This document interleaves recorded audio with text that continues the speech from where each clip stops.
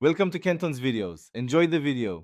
You sign into Gmail and immediately open your Google account settings, go to Security and tap two-step verification. Once prompted, complete the current verification step so Google recognizes you. Make sure your phone or authenticator app is available for the temporary code. This prevents lockout while you generate backup codes. You do this now to create a secure fallback. Backup codes are printable, single-use, and stored safely. After verification, scroll to the Backup Codes section to begin generation. You tap Generate or Show Codes and Google reveals up to 10 single-use strings.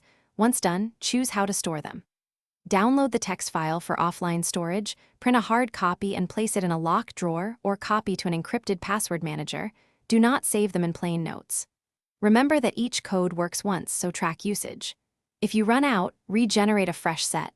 The old codes instantly become invalid, so manage them deliberately. When you can't access your phone or authenticator, enter one backup code at the Gmail sign-in prompt. You type it just like any verification code.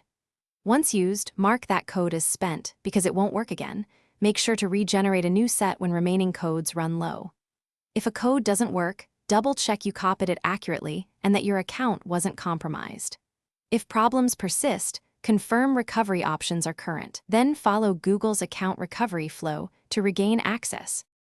Thanks for watching. Consider subscribing if we helped you.